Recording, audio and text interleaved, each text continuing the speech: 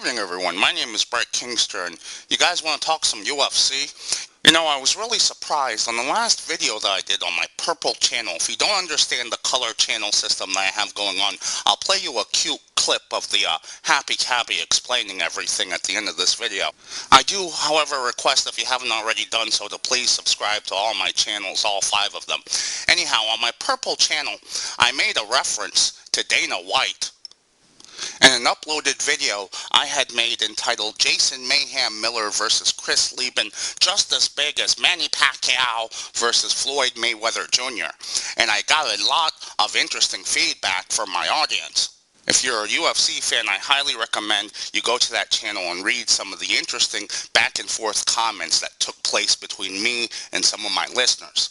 One guy in particular, Sir Tony's Bagels, he started off hating me, but I think I won him over. I'd like to thank Sir Tony's Bagels for not being a punk and thumbing down my video and having the courtesy to have a long-winded discussion with me, which I'm sure he found just as enjoyable and enlightening as I did. I figure what I would do in this video, I would give a state of the UFC address. You know, kind of just comb over the UFC briefly, throw some of my thoughts out there, and see what people think of what I think about.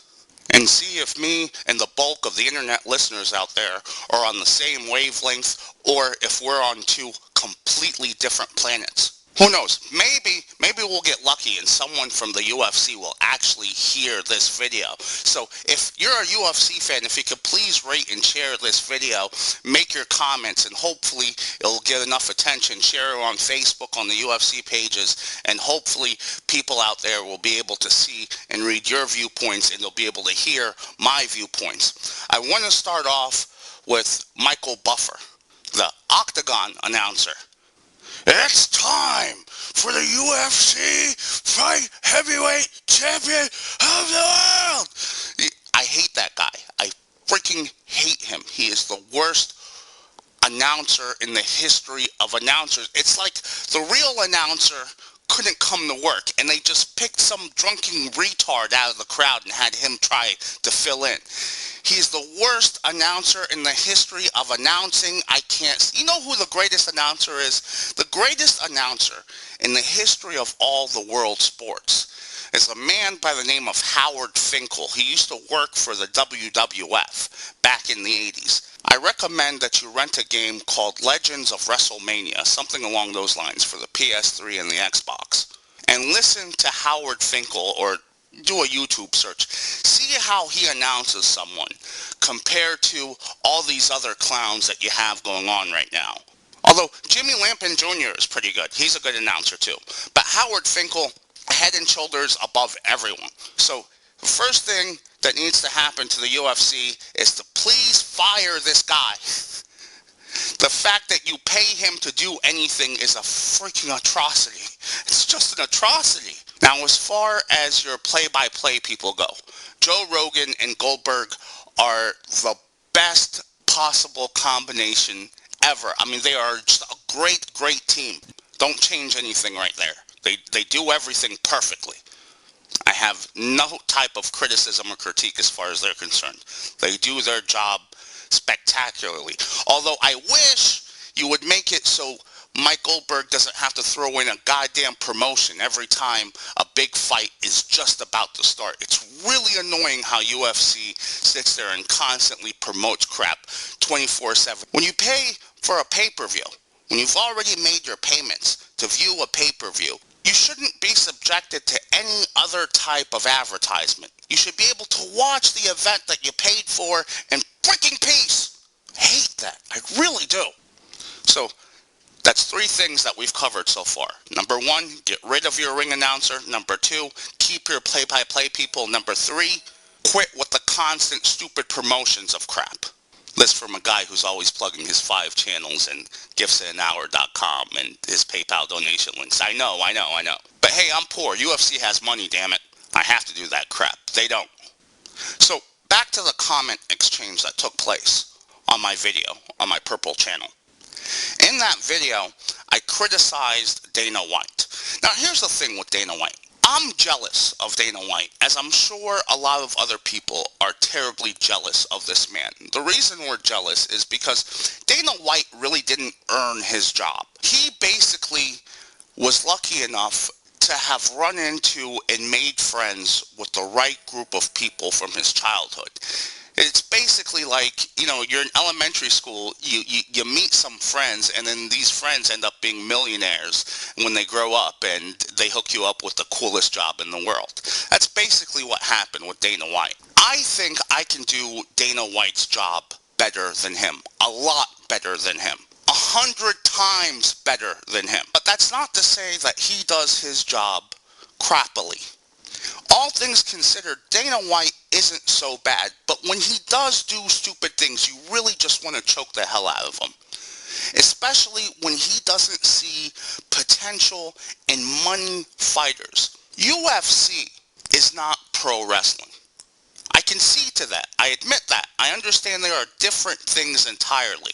However, the marketing for UFC has to be exactly the same as the marketing for professional wrestling. They work from the same exact playbook because their audience is the exact same target audience.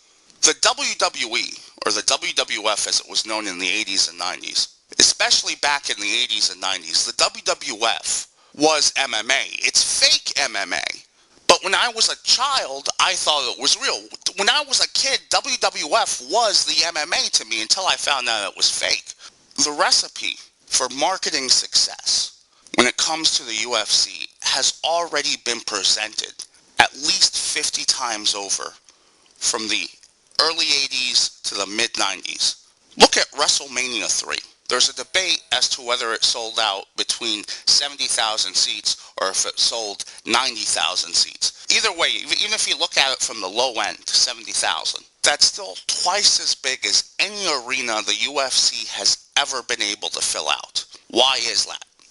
If you look at the main event for WrestleMania 3, it was Hulk Hogan versus Andre the Giant. Andre the Giant was a damn near cripple. He could barely move. If you look at that match, it was pathetic. The guy could barely get inside the ring. He was so damn crippled.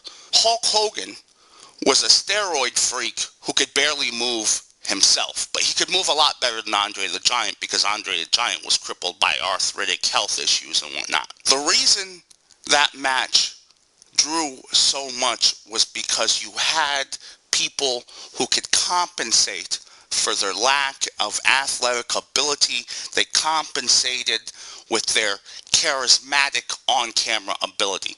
And charisma is what sells pay-per-views. It's not athletic ability. One of the most charismatic people in all of MMA right now is Jason Mayhem Miller. If you're not familiar with him, do a YouTube search for Bully Beatdown, MTV's Bully Beatdown, and watch that series. It's an amazing series. After you finish subscribing to all my channels and buying something from giftsinanhour.com. Anyone watching that knows anything about the entertainment industry should be able to see that Jason Mayhem Miller is a freaking gold mine.